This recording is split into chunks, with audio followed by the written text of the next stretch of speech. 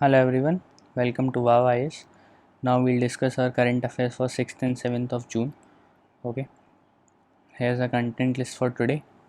आपको एकेड इनिशिएटिव के बारे में पता ही है अब जो कि प्रीलिम्स आपके पोस्टपोन हो गए हैं 4th ऑफ अक्टूबर, तो आप आंसर राइटिंग प्रैक्टिस अपनी कंटिन्यू कर सकते हैं। सो अगर आपको किसी भी टॉपिक में कोई भी प्रॉब्लम है, आपको लगता है आप उसका आंसर सही से नहीं लिख सकते हैं, तो आप एकेड इनिशिएटिव के थ्रू अपने आंसर्स इवेल्युएट करवा सकते हैं। You can log in to our website, okay, वहाँ आप अपने आंसर सबमिट कर सकते हैं और हमारी टीम उसको इवेल्युएट करेगी। ओके, नाउ ये हमारी कंटेंट लिस्ट है आज के लिए। सबसे पहले हम देखेंगे नगर वन अर्बन फॉरेस्ट स्कीम।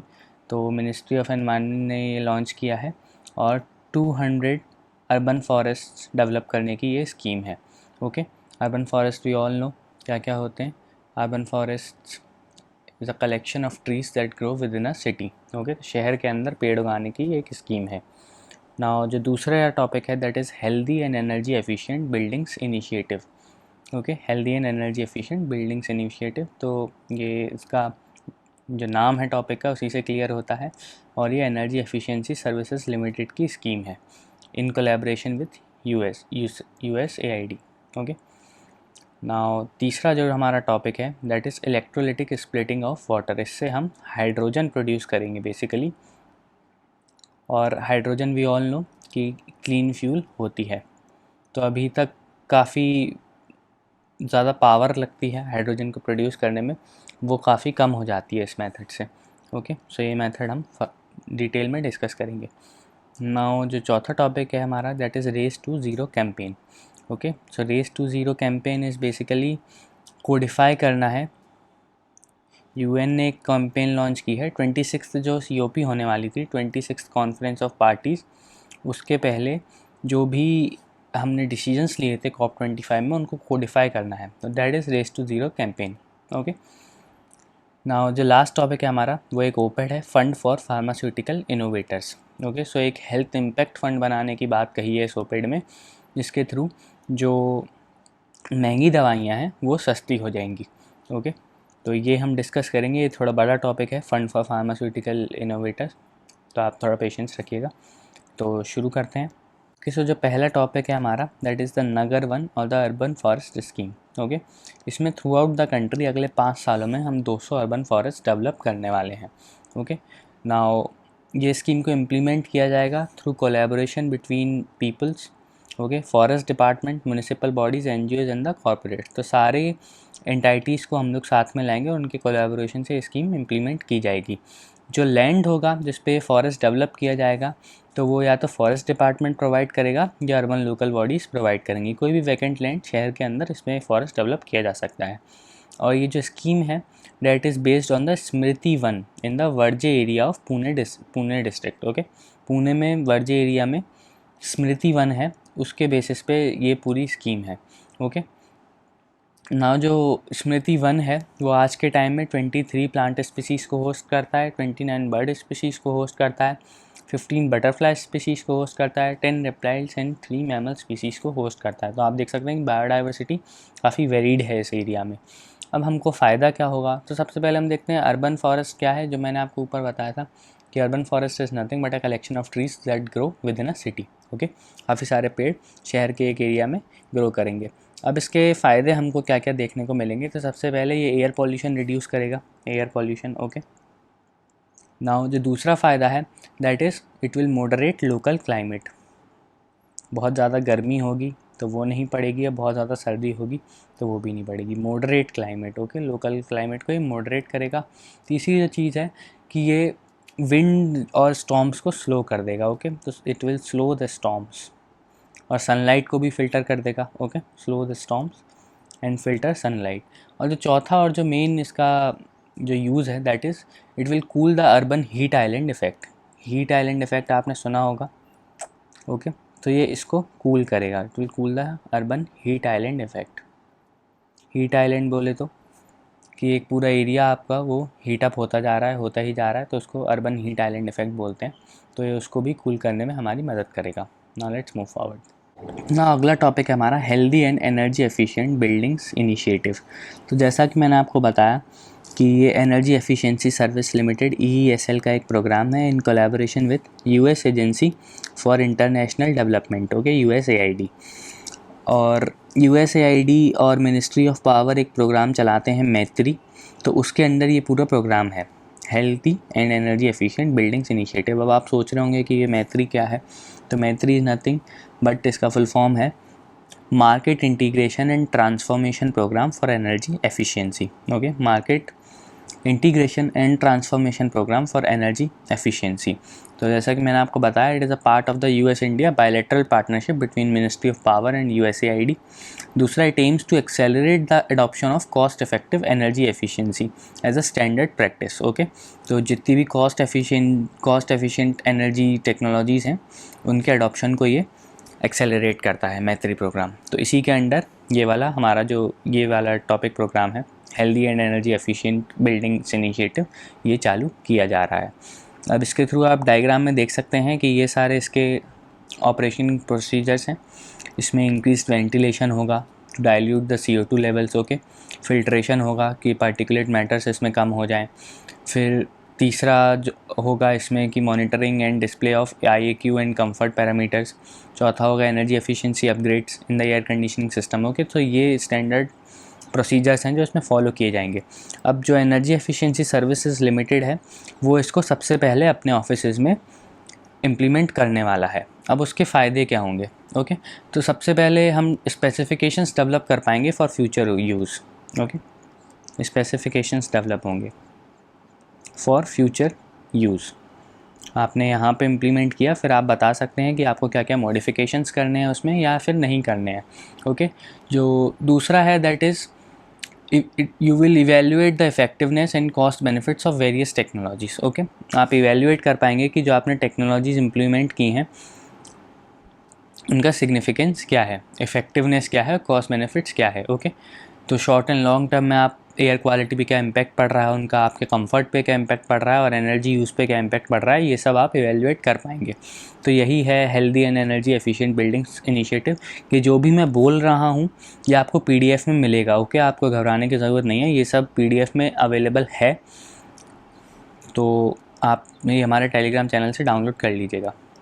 अगला जो टॉपिक है हमारा that is electrolytic splitting of water. अब इससे क्या क्या प्रोड्यूस होगा सबसे पहले हम वो देखते हैं। सबसे पहले इससे प्रोड्यूस होगा हाइड्रोजन एंड ऑक्सीजन, और हमारे यूज़ का क्या है, हाइड्रोजन, ओके। हाइड्रोजन क्योंकि एक क्लीनर फ्यूल है, क्लीन फ्यूल है, तो वो हमारे काफ़ी यूसेज के लिए हम इम्पॉर्टेंट है। Now, Center for Nano and Soft Matter Sciences (CENS), an autonomous institute of Department of Science, इसने एक कॉस्ट इफेक्टिव मेथड निकाला है वाटर को स्प्लिट करने का, जिससे हम हाइड्रोजन और ऑक्सीजन अलग अलग कर सकते हैं। नाउ हाइड्रोजन को हम डायरेक्टली भी यूज़ कर सकते हैं एज अ फ्यूल, और फ्यूल सेल्स में भी यूज़ कर सकते हैं, क्योंकि फ्यूल सेल्स के थ्रू इससे इलेक्ट्रिसिटी जनरेट होती है, आप वैसे भी इसको यूज़ कर सकते हैं हाइड्रोजन को। और दूसरी चीज़, आप इसको डायरेक्ट फ्यूल के तौर पे भी यूज़ कर सकते हैं, तो इसके काफ़ी सारे यूजेस हैं। दूसरी चीज़ ये है कि आप ऑक्सी हाइड्रोजन को भी यूज़ कर सकते हैं, लेकिन ये थोड़ा वॉलेटाइल होता है और इसमें थोड़े रिस्क ज़्यादा इन्वॉल्व होते हैं, तो ऑक्सी हाइड्रोजन को भी आप यूज़ कर सकते हैं कंबाइंड फॉर्म में, ओके। नाउ जो इलेक्ट्रोलिटिक स्प्लिटिंग ऑफ वाटर है, इस मेथड में हमको पावर की काफ़ी ज़्यादा रिक्वायरमेंट होती है, और उसके लिए हमको एक कैटलिस्ट का यूज़ करना पड़ता है, जिससे ये power we can bring down this power. अभी तक जो कैटलिस्ट यूज़ होता है दैट इज़ प्लेटिनम, ओके। अभी तक हम प्लेटिनम का यूज़ कर रहे हैं। अब ये जो मेथड निकाला है centre for nano and soft matter sciences ने, इनने निकाला है कि हम मॉलिब्डेनम ऑक्साइड का यूज़ करेंगे, मॉलिब्डेनम ऑक्साइड, ओके। इसका यूज़ करने से फ़ायदा क्या होगा, एक तो हमको पावर की रिक्वायरमेंट कम पड़ेगी, मॉलिब्डेनम ऑक्साइड। दूसरा हमको जो फ़ायदा होगा वो ये होगा कि हमारी एफिशिएंसी बढ़ जाती है। 80% एफिशिएंट है ये मेथड, 80% एफिशिएंट, ओके। तो प्लेटिनम की जगह पे हमको मॉलिब्डेनम डाइऑक्साइड यूज़ करना है, सॉरी ये डाइऑक्साइड है, आप इसको करेक्ट कर लीजिएगा। ये सारी इन्फॉर्मेशन PDF में दी गई है, जो आपको PDF डाउनलोड करने को मिलेगी, उसमें सारी इन्फॉर्मेशन है, तो you don't have to write anything down, okay. तो मॉलिब्डेनम डाइऑक्साइड का यूज़ करने पे एफिशिएंसी बढ़ रही है और जो पावर रिक्वायरमेंट है वो कम हो रही है, तो यही पूरा मेथड था। और we all know hydrogen is very important क्योंकि क्लीनर फ्यूल है काफ़ी, और हमारे जो फॉसिल फ्यूल्स है उसको रिप्लेस करने का एक बहुत ही पोटेंशियल फ्यूल है ये। Let's move forward. अगला जो टॉपिक है हमारा that is race to zero campaign. अब ये कैंपेन है यूएन की। सबसे पहले ये सबसे ज़्यादा इम्पॉर्टेंट है कि ये यूएन का कैंपेन है, और इसमें क्या है कि जो भी हमने कमिटमेंट किए थे COP25 में, that was held in Madrid, उसमें जितने भी कमिटमेंट्स किए थे पार्टीज़ ने वो कोडिफाई कर दिए जाएं। ये इस कैंपेन का एम है। ओके, सो उनको कोडिफाई किया जाए COP26 के पहले। COP26 थोड़ी डिले हो गई है, तो उसके पहले ये लोग चाहते हैं कि जितने भी कमिटमेंट्स थे उनको कोडिफाई कर दिया जाए। Now last year climate ambition alliance इनने एक प्लेज किया था कि 2050 तक सारे जो पार्टीज़ हैं those will achieve zero net greenhouse gas emissions. Okay, green house gas emissions 2050 तक जो ग्रीन हाउस गैस एमिशंस हैं वो नेट ज़ीरो हो जाएंगे, मतलब एमिशन नहीं होगा, एमिशन और एब्जॉर्प्शन सेम हो जाएगा, तो बैलेंस हो जाएगा। ओके, सो क्लाइमेट एम्बिशन अलायंस ये बना था पिछले साल, और 120 नेशंस इसके पार्ट हैं। ओके, और सेवरेट प्राइवेट प्लेयर्स भी इसके पार्ट हैं, और इनने यही कमिट किया था to achieve zero net greenhouse gas emissions by 2050। Okay, now under the aegis of UNFCCC, that is United Nations Framework for Climate Change, campaign seeks to emphasize the potential for non-state actors to raise climate ambition। मतलब ये चाहते हैं कि governments के साथ जो non state actors हैं such as the NGOs, the private entities, industries, वो सब अपना अपना कंट्रीब्यूशन करें और net zero greenhouse gas emissions की तरफ हम बढ़ सकें। ओके, सो ये जो एक्टर्स हैं, जो प्राइवेट एंटाइटीज़ हैं, इंडस्ट्रीज़ हैं, उसको इस कैंपेन में बोला गया है real economy actors. Okay, so एक नोशन है कि आप अपनी रिस्पॉन्सिबिलिटी फील कर सकें। सो यही था पूरा race to zero campaign. It's about the zero net greenhouse gas emissions. Okay, and codifying of the commitments that were made in COP25। अगला टॉपिक है हमारा फंड फॉर फार्मास्यूटिकल इनोवेटर्स। तो ये हमारा एक ओपेड है। ओके, और इसको थोड़ा डिस्कस करने में टाइम लगेगा, ये बहुत बड़ा ओपेड है। नाउ सबसे पहले ओपेड स्टार्ट करता है कि pharmaceuticals global market is around 110 lakh crore okay annually, which is around 1.7% of gross world product. GWP का ऑलमोस्ट 2% फार्मास्यूटिकल कंपनीज ऑक्यूपाई करती हैं। ओके, और इसमें से जो 55% है that is around ₹60 lakh crore, ये जो ब्रांडेड प्रोडक्ट्स हैं उनके ऊपर जाता है। ओके, और ये कंपनीज अब अर्न कैसे करती हैं, तो वी ऑल नो, पेटेंट्स के बारे में हम सब जानते हैं। WTO में ये रूल है कि जो भी WTO मेंबर्स हैं, अगर कोई भी कंपनी एक नया नोवेल ड्रग लेकर आ रही है तो 20 साल का उस पर पेटेंट रहता है। तो आप वो जितने प्राइस पे बेचेगी आपको उतने ही प्राइस पे उसको लेना पड़ेगा। ओके, सो 20 ईयर प्रोडक्ट पेटेंट्स होते हैं अंडर द WTO रिजीम। सो इससे जो R&D कॉस्ट है which is around 14 lakh crore per year, R&D cost आपकी आती है 14 लाख करोड़ हर ईयर। ओके, तो ये कवर होने में काफ़ी यूज़ आता है ये जो 20 ईयर प्रोडक्ट पेटेंट्स हैं पर ईयर। और such patents give them a temporary monopoly in companies के अलावा वो ड्रग और कोई कंपनी मैन्युफैक्चर नहीं कर सकती, और ये मनमाने दाम पे इसको बेचते हैं। दूसरी चीज़ ये है कि US में तो आपने देखा होगा कि 1000-fold मार्कअप्स भी होते हैं। 1000-fold मार्कअप्स मीन्स कि जो प्राइस है वो 1000 गुना ज़्यादा, जो आपकी मैन्युफैक्चरिंग है उससे 1000 गुना ज़्यादा, इवन समटाइम्स 1 लाख गुना ज़्यादा पे भी वो दवाइयाँ बिकती हैं। ओके, सो अब इसको कम कैसे किया जाए। ओके, सो यही इस पूरे ओपेड का जो एम है वो यही है कि इसको कम कैसे किया जाए, क्योंकि गरीबों को अफोर्ड करने में काफ़ी प्रॉब्लम होती है। ओके, तो सबसे पहले कंसर्न्स क्या क्या हैं विद R&D कंपनीज़ वो हम देखेंगे। सो 3 बेसिक कंसर्न्स हैं R&D कंपनीज़ के साथ। सबसे पहला है neglect of diseases suffered by the poor. Okay, so हमने देखा कि लगभग 1.7% ऑफ global world product pharmaceutical companies occupy करती हैं, दैट इज़ 110 लाख करोड़, और उसका नियर 0.35% हमारे जो ऐसी डिसीज़ेज़ हैं जो कि नेग्लेक्टेड डिसीज़ेज़ जिनको बोलते हैं 20 नेग्लेक्टेड ट्रॉपिकल डिसीज़ेज़ जो कि WHO लिस्ट करता है, उनके ऊपर सिर्फ इतना इन्वेस्टमेंट होता है 0.35%। और इसमें भी जो सबसे ज़्यादा जो बीमारियाँ अफेक्ट करती हैं लोगों को, लाइक मलेरिया, इन ट्यूबरक्यूलोसिस विच किल एनुअली 17 लाख पीपल, उन पे सिर्फ 0.12% का इन्वेस्टमेंट होता है, क्योंकि प्रॉफिट मार्जिन बहुत कम है। जितना अगर कंपनीज़ को लगता है कि हम प्रॉफिट नहीं कमा सकते तो उस पर इन्वेस्ट करने का कोई फ़ायदा नहीं है।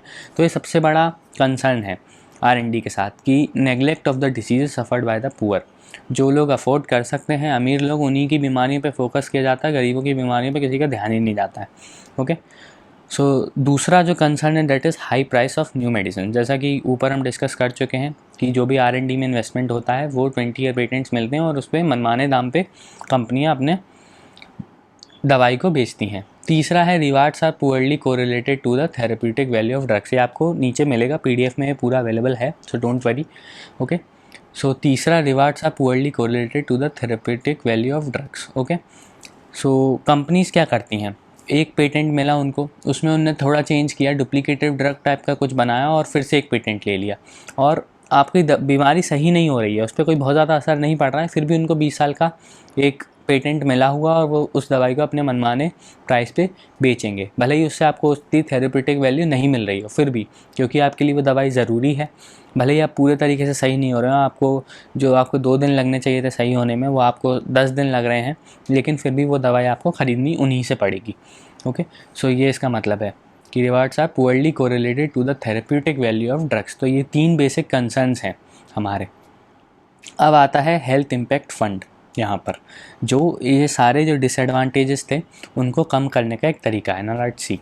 सो हेल्थ इम्पैक्ट फ़ंड एक ऐसा तरीका है जिससे जो मैन्युफैक्चरिंग कॉस्ट आ रही है दवाइयों की, उसके नीचे हम दवाइयाँ बेच सकें। कंपनीज़ को हमें ऐसा इंसेंटिव देने पड़ेंगे जिससे मैन्युफैक्चरिंग कॉस्ट के नीचे वो दवाइयाँ दे सकें।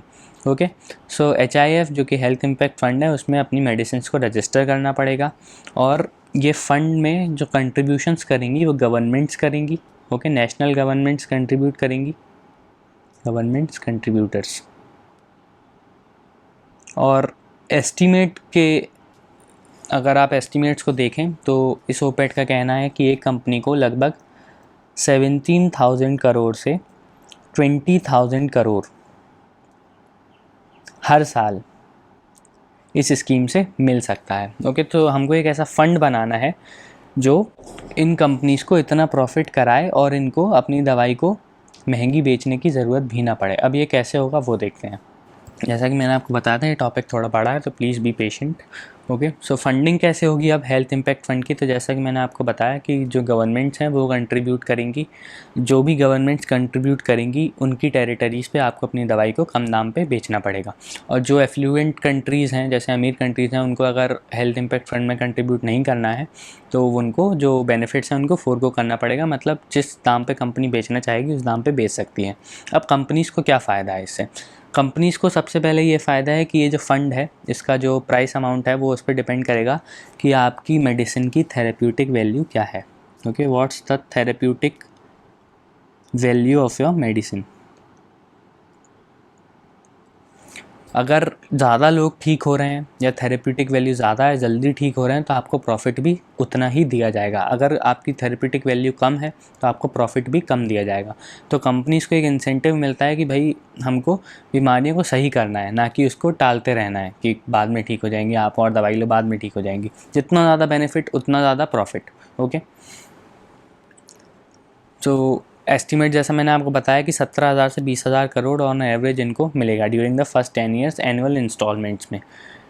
और जो कंट्रीज़ कंट्रीब्यूट नहीं कर रही हैं उनमें ये अपने मनमाने दाम पे बेच सकते हैं, तो उनको वहाँ से ही प्रॉफिट होगा। तो कंपनी पे एक इंसेंटिव है अपनी इस हेल्थ इम्पैक्ट फ़ंड में अपनी मेडिसिन को रजिस्टर करवाने का। ओके, सो अब इससे बेनिफिट क्या क्या होने वाले हैं हेल्थ इम्पैक्ट फ़ंड से? सबसे पहला जो बेनिफिट होगा that is effective intervention and greater capacity to develop targeted response. Okay, so अभी जो भी प्रोजेक्ट्स अनप्रॉफिटेबल हैं कंपनीज़ के लिए, जो भी प्रोजेक्ट्स अनप्रॉफिटेबल हैं उसमें कंपनीज़ का ध्यान जाता ही नहीं है।